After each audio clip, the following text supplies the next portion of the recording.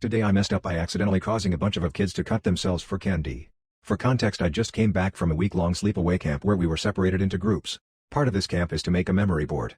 It didn't matter how big or small it was, but you had to get something and put your group on it and hang it up.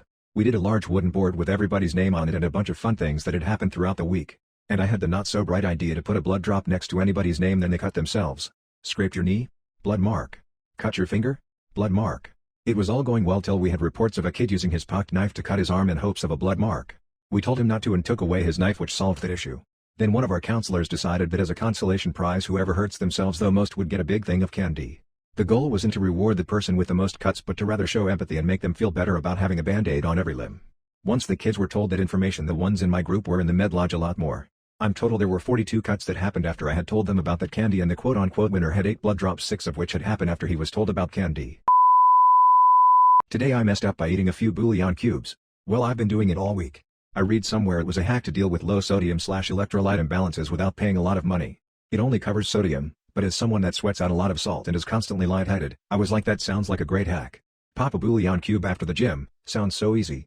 Turns out I really like the salty bouillon cubes. I started just popping them in my mouth a few a day. I'm sure because my sodium is often low. This was a delicious, if really salty, little snack. They're chicken bouillon cubes, and I think the umami flavor adds that little extra to go from disgusting levels of salt to downright yum.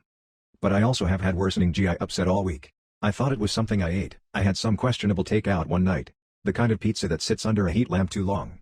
Then, as the issue persisted, I thought I had a virus as I made multiple runs to the bathroom. It wasn't quite diarrhea, but it was pretty close.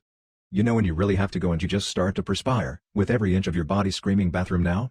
That kept happening until today, when I thought I was going to black out with how strong the urge was. Dash to the bathroom, and now there is an unnaturally vivid gold color to my very loose stools. Which, I hadn't eaten anything at all that was yellow. Oh no, the chicken bouillon cubes. And that is how I learned about osmotic diarrhea, kids. Today I messed up by getting expelled from my high school. For some backstory, this was actually a couple years ago, sometime in October in 2021. I had just finished high school diploma and was going back for a 5th year to improve some marks. A year prior, I had a teacher who I will call Mr. Lazy. Mr. Lazy was known for being a really crappy teacher. Whenever people had Mr. Lazy, they would immediately try to switch classes or just drop it completely. In my case, I didn't. I wish I did. I had him for grade 12 university level physics. I don't think Mr. Lazy talked about physics once. Mr. Lazy had no syllabus, a schedule, or a Google Classroom, which is fairly standard in Ontario, Canada. Instead, Mr. Lazy had all of his files on an unorganized Google Drive.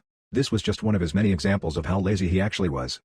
Mr. Lazy never liked marking, so all of our tests were online multiple choice. In the grand scheme of things, the test never actually mattered, and he just gave you a grade he thought you deserved.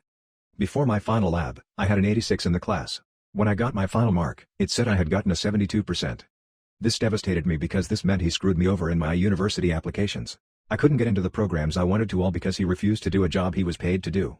After this, I sent him an email asking him how my final mark was so low, especially since I had an 86 in the class and the lab was only worth 5% of my mark. He never responded. I then got my mom to send an email with the principal attached. Only then did he lambaste my lab. He returned it with a 0 and nothing really stating what was wrong with it. In Ontario, it's almost impossible to mark a 7-page 12-font size lab a 0, no matter how bad he thought it was. Keep in mind he had no outline for this lab, or how he wanted it. When I finished writing my lab, I got my mom, who is a high school science teacher and past engineer, to check it over. Even one of her colleges, a high school physics teacher, said that they would have marked it somewhere around an 80. I took my issue to the principal and he told me to basically go F myself, and here is when I started planning my revenge. My idea was to print a bunch of stickers that said I would rather watch TV than mark a lab Mr. Lazy. A family friend who's a graphic designer made a quick design for me to use, and all I did was pay a website to make the sticker for me. By the time the stickers came in, the COVID lockdown started again and school wasn't open. So I had planned to do it the following year. At first, putting up the stickers was great. I put them everywhere, especially making a point to put them on his door and everywhere he would walk through. I started leaving piles of stickers around the school in hopes of other students putting them up, which they did. Mr. Lazy was short, so I also made sure to put them in hard-to-reach places like on fire exit signs and on the ceiling. All said and done, I had stuck 200 of them around the school. On multiple occasions I saw him scrapping off the stickers. The ironic part is that he would have done less work if he marked my lab. Eventually a teacher saw me putting up one of these stickers, and that's when I was caught. My vice principals all asked me why I did it, and when I asked why they never raised my mark, they went silent. I voiced that the people who are supposed to look over student well-being are the ones ignoring it. It probably didn't help my situation that I called them lazy and incompetent. By the end of it, they told me what I had done was premeditated, targeted, and harassment. My punishment was an involuntary unenrollment and told me I was no longer welcome on school grounds, aka expulsion. From what I had heard, Mr. Lazy took some time off and he is still not teaching at the same school. I regret nothing, and I would do it again, only this time I would have bought more. Today I messed up by sleeping with a young woman, legal. So, I don't tend to go out. Hardly ever. When I go out, I make it my mission to only go to plus 21 clubs as it is more my environment. This time was no different. 2 months ago, I went to the club and was having a lot of fun. A pretty tall girl, around 5 feet 9 inches, bumped into me. She smiled, and I smiled back, held her hand and started dancing. Dancing led to making out, and at the end of the night, she came home with me. We got intimate. Over the past 7 weeks, we have been consistently having sex a few times per week and going out. 5 nights ago, after having sex, she slipped up the fact that she lost her virginity to me the night we met. I was confused. It is not a big deal, but the following question for me was her age. She told me she turned 17 3 months ago. My heart sank. Don't ask me how or why, but I never asked her age as the club was plus 21. I thought she was 23, God knows why. As soon as I heard her age, she noticed my facial expression changed drastically. My concern was not legality as it is legal, but morality. I have no interest in being sexually involved with anyone under 22 as I am 25. I tried to keep it cool and save the topic as I could see since the first time we had sex that she got super attached very fast. When it was time for her to leave, I got her an Uber. The next day, I told her that I could not keep it going as the age difference was too much for me and I was unaware of the age difference. She called me, I picked up and she was crying, trying to give me an explanation. I did not know what to say. I tried consoling her and took the blame as I should have asked her age beforehand, but we met in a plus 21 club. So, I assumed she was over 21. She has been blasting my phone, sending me pics, crying, big messages. I understand that at that age one is not as emotionally mature and people tend to get attached to those they lose their virginity with. It does not help that I did not treat it like an FWB but took her out on a few fun dates and basically the girlfriend experience for that short period of time. So, I can see how she got attached this fast at her age. But I just cannot and will not be involved with anyone under 22. She is still texting me and I feel like absolute shit. What do I do? Today I messed up by accidentally pantsing myself on a first date.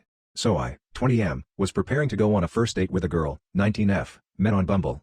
I have not been on many dates before, and was quite nervous. I also didn't have much date-appropriate clothing. Procrastinating like usual, I didn't start trying things until 30 minutes before I was supposed to pick her up. Freaking out and needing to find anything presentable, my roommate was kind enough to lend me his nice khaki pants and a flannel. So I just threw on the pants figuring it'd be good enough. He's a bit bigger than me, but I didn't realize how much bigger until I was walking to her door. I was damn near holding my pants up with one hand in the pocket, but played it off with the world's most awkward side hug, afraid to take my hand out of my pocket. Gravity was not my friend tonight. Whole date was just sitting down at dinner. Great. Pants can't hurt you when you're sitting down. She's really nice and we had a great time. Everything changed when we walked out of the restaurant and drove back to her house. We were saying goodbye at the door, and gaining courage I went in for a full hug instead. Immediate regret. I tried to widen my stance, but gravity is a heartless bitch. I immediately felt a cool breeze in my nethers and my pants around my knees. I tried to reach around, still embracing, and pull them up to respectable levels, but was too late. My face was beet red. She looked down and saw my underwear. She stepped back very concerned. I tried to explain everything and she ended up just laughing hysterically, saying all it takes to get your pants off is one hug. Apparently her sister as well was watching through the window and was also laughing, and confirmed I at least didn't intentionally depants myself. Anyway, we're going on a second date and I'm getting a belt.